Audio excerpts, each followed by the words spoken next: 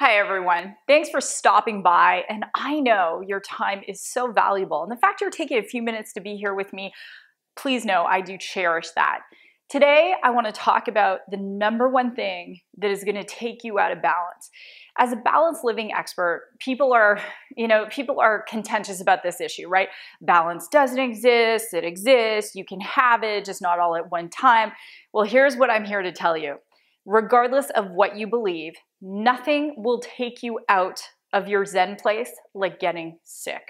And I see so many people and they're walking around and they're not feeling well, and they've decided that it's normal to wake up in pain, or it's normal to be an unhealthy weight, or it's normal to have anxiety, depression, whatever it is. And I'm here to tell you, my friends, it's not normal. We don't look at a newborn baby who's full of life, full of joy, and they're feeling amazing, and then suddenly their health goes down and they're listless. We run to the pediatrician, right? Because it's not normal, but we decide as adults that it's normal not to feel good. And what I'm here to talk about to you today is being your own health advocate and regaining some balance. So what does it really mean? So many people struggle with their health, and they're going around, again, not feeling good, yet they don't really know what's going on. And so some of the things that people do, they'll go to their doctor, they'll get a diagnosis, or they'll go to another person, they'll get another diagnosis. And in fact, there are more and more people who are writing on this topic going, I went to one doctor, they said this. I went to another doctor, they said this.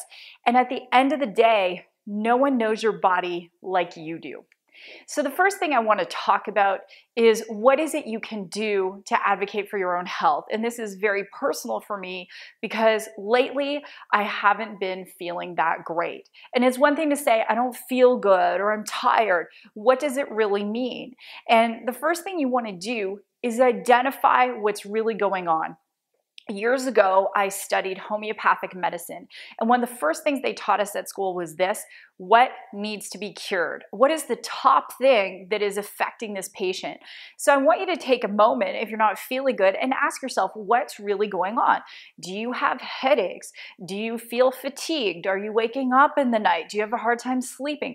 What is really going on for you? And I want you to write that list down.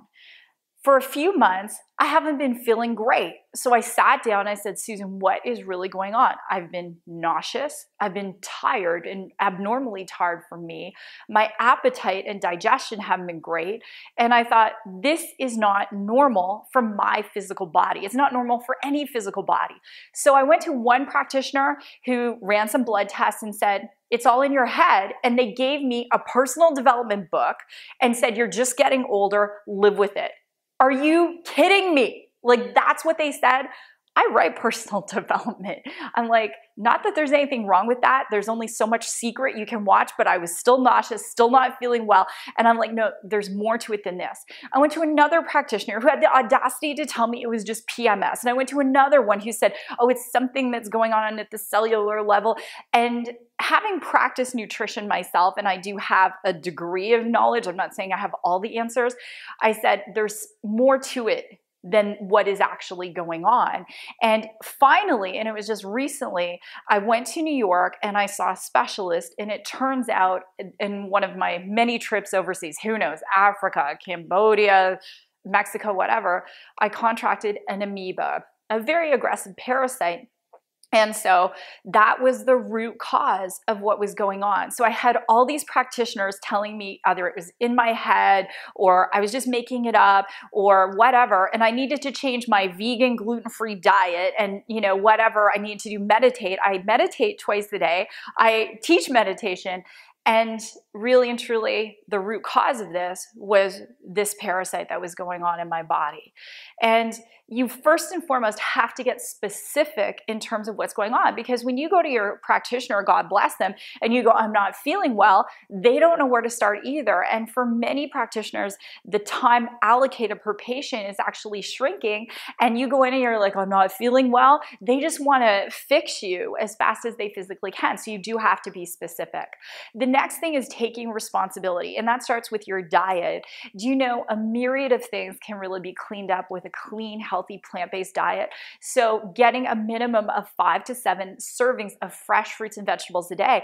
And I was reading one study, and it was actually done on smokers, and just by having a stalk of broccoli a day, it actually improved their health by 41%, even though they were still smoking. Another study that was actually done on eating Brazil nuts lowered cholesterol just by eating 3 Brazil nuts a month. I mean, my gosh, right? So take responsibility. If you're eating processed foods, if you're eating a lot of animal products and you're not feeling great, clean it up, put more plants in. It's not going to be contraindicated to eat more fruits and vegetables, trust me. The next thing is getting some exercise, making sure you're moving every day. A lot of times we can feel really bad because we're not moving our body, and our body becomes very congested. I was a personal trainer for 15 years, and even just going for a 45-minute walk every day, just doing something, getting your body moving is going to help to flush out some of those impurities that can cause you not to feel great. All right, let's talk about sleep.